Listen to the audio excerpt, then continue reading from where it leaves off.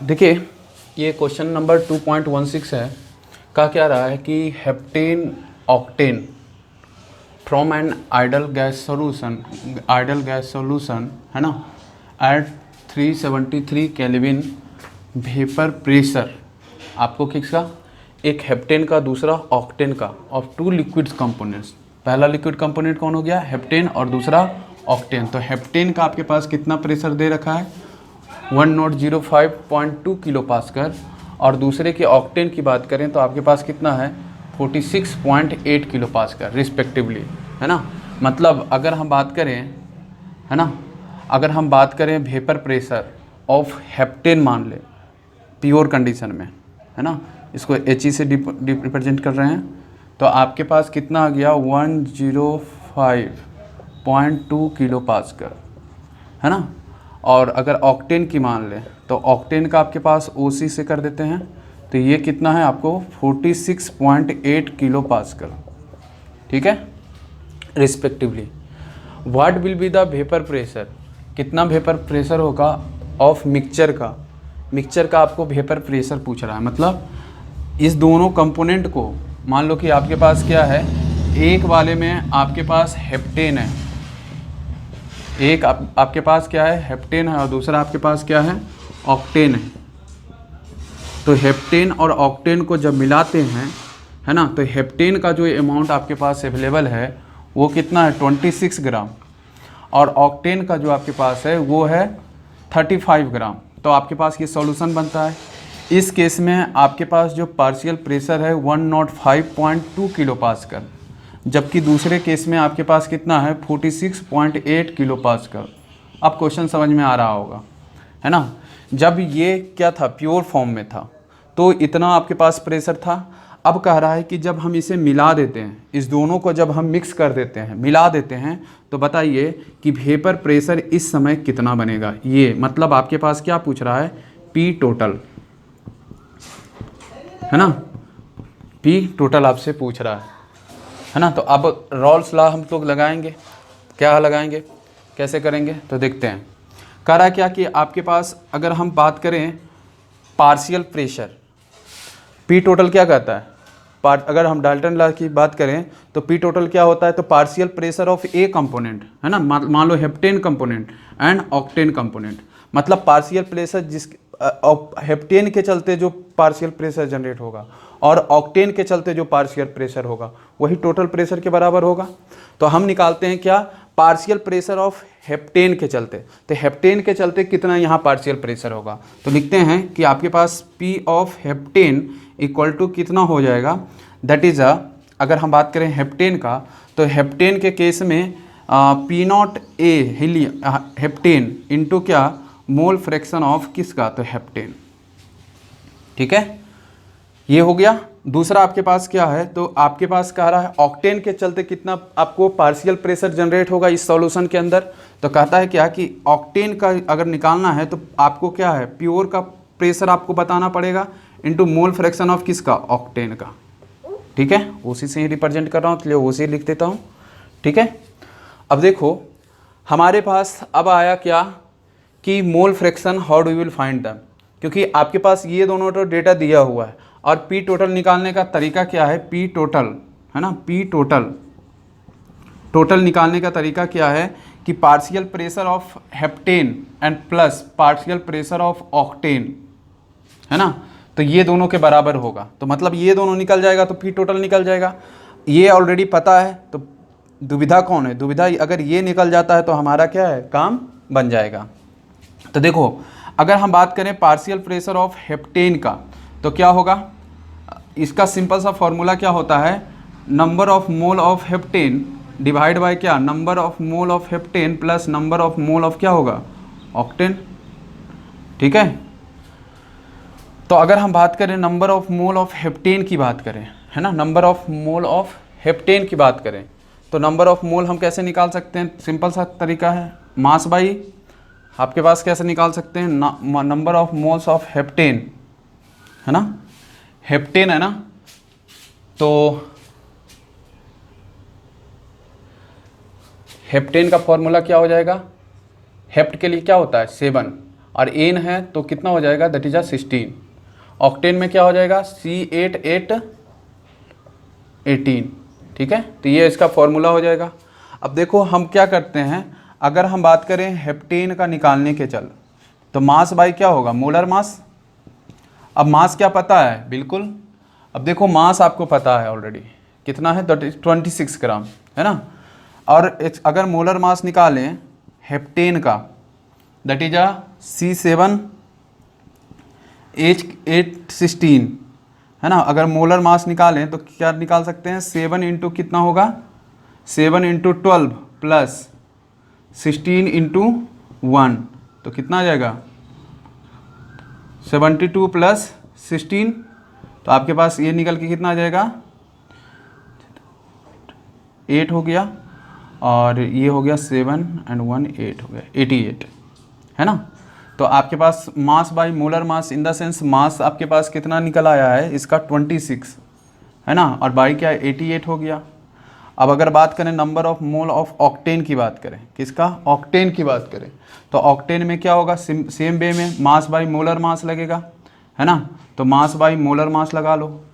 अब मास इसके पास कितना है, 35 ग्राम, है ना। और मोलर मास की अगर हम बात करें तो मोलर मास इस केस में कितना आ जाएगा, तो कैलकुलेट कर लेते हैं। तो सेव आपके पास 8 इंटू कितना हो जाएगा, 12 प्लस 18 इंटू कितना हो जाएगा, दैट इज 1, है ना।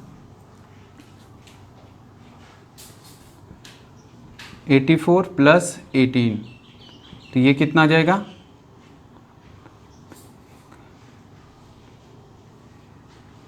9 8 10 हो गया, है ना। तो 102 आ गया, ठीक है। तो हमको हेप्टेन का निकालना है ना, तो हेप्टेन आपके पास मोलर मास 102 हो गया, है ना। अब देखो हम क्या करते हैं, इस डेटा को यहाँ पुट कर देते हैं। तो आप जैसे ही पुटअप करोगे तो आपके पास क्या आ गया, दैट इज़ है ना। अगर हम बात करें यहाँ पर अगर हम पुट करेंगे वैल्यू को, तो देखो आपको कितना हो जाएगा, that is a number of moles of heptane, है ना। तो हेप्टेन क्या है, कम अमाउंट वाला।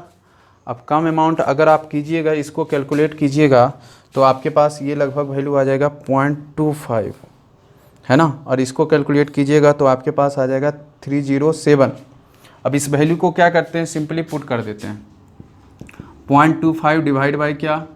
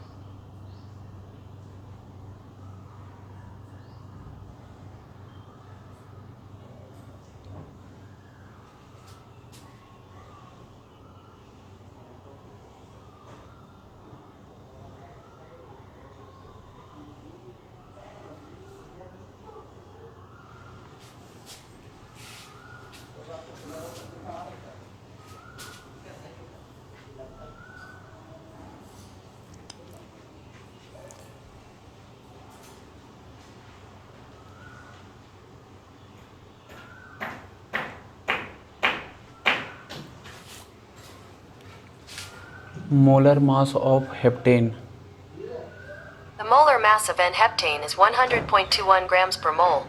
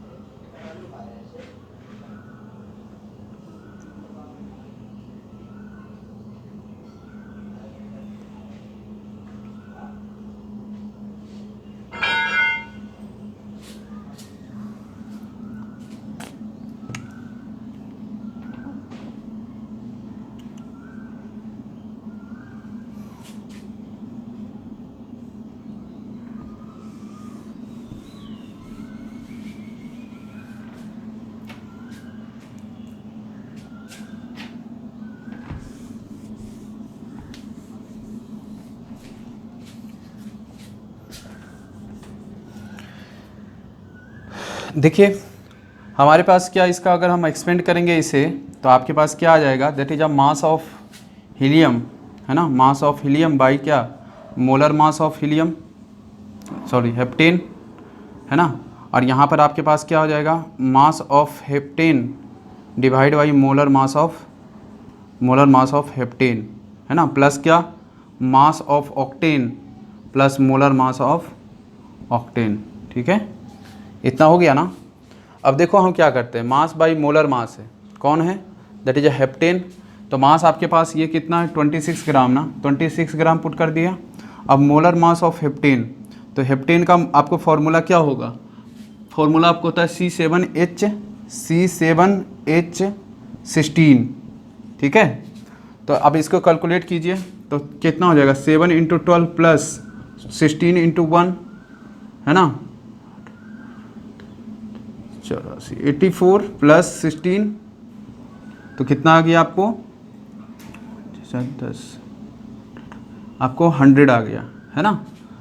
तो ये आपको वैल्यू कितना हो जाएगा, दैट इज 100 आ जाएगा, है ना। तो ये अगर काटिएगा तो आपको लगभग 0.25 के आसपास आपको आ जाएगा। दूसरा आपके पास नंबर ऑफ मोल्स की अगर हम बात करें किसका, ऑक्टेन का, तो इसमें भी हमको क्या करना पड़ेगा, मास अपॉन क्या, मोलर मास, और मास कितना दिया हुआ है, दैट इज 35 ग्राम।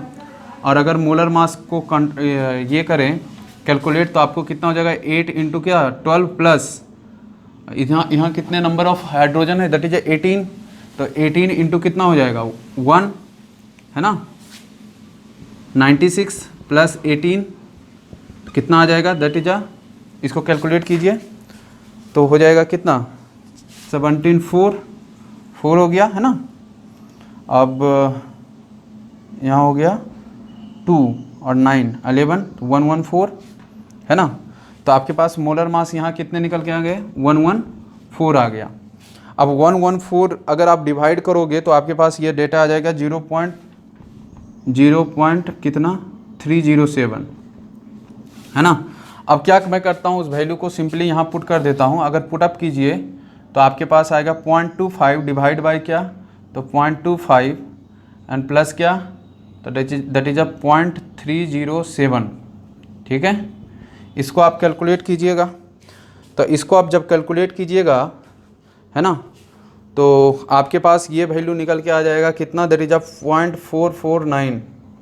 ठीक है, अब अगर ऑक्टेन का निकालना है तो हेप्टेन प्लस क्या होता है, ऑक्टेन इक्वल टू कितना होता है, दैट इज 1 के बराबर होता है। तो यहाँ से एक्स ऑफ ऑक्टेन निकालिएगा तो आपके पास निकल के आएगा दैट इज 0.551 आ जाएगा। ठीक है, अब देखो हमको क्या चाहिए था, ये निकल चुका है ना डेटा, तो हम क्या इसको वैल्यू में अगर पुट करेंगे तो हमारा ये और ये निकल जाएगा और ये निकल जाएगा तो पी टोटल भी मिल जाएगा।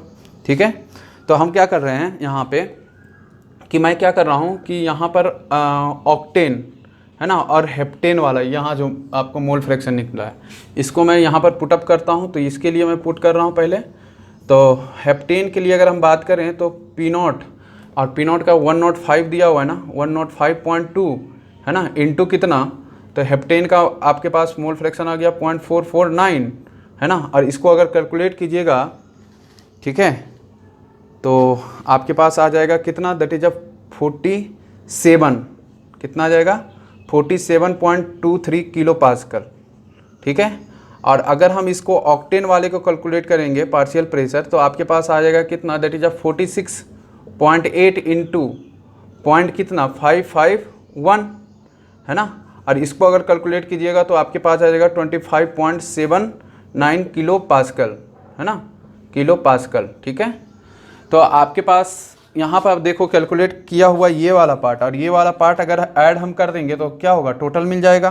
तो 47.23 किलो पास्कल, है ना, प्लस क्या, तो आपके पास 25.79 किलो पास्कल इक्वल टू कितने के बराबर होगा, देखो।